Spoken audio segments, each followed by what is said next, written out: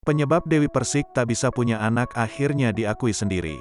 Kesal dituduh mandul, Dewi Persik akhirnya membongkar penyebab kenapa hingga kini tidak punya anak.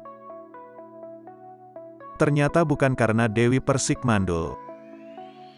Dewi Persik mengakui dirinya pernah hamil tapi mengalami keguguran lantaran mendapat KDRT dari suaminya saat itu, yakni Saipul Jamil. Pengalaman itulah yang membuat Dewi Persik merasa iba dengan kejadian yang menimpa Lesti Kejora.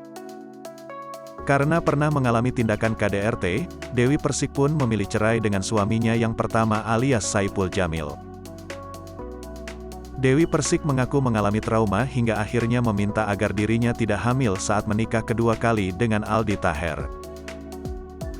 Makanya ketika saya menikah dengan yang kedua, saya bilang sama suami saya ketika itu, biarkan waktu itu saya sembuh supaya saya mau hamil. Jadi saya menjaga diri saya supaya nggak hamil, tuturnya. Dewi Persik mengaku pada awalnya dirinya sangat bersimpati kepada Lesti karena mau melaporkan tindak KDRT yang dilakukan oleh Rizky Bilar sang suami. Pasalnya, Dewi Persik dahulu tidak bisa melaporkan dirinya menjadi korban KDRT karena belum ada undang-undang tentang KDRT. Sebab itulah Dewi Persik sangat menggembar-gemborkan tentang isu KDRT ini. Sayangnya, hal itu malah membuat fans Lesti dan Rizky Bilar salah sangka hingga menghujat Dewi Persik.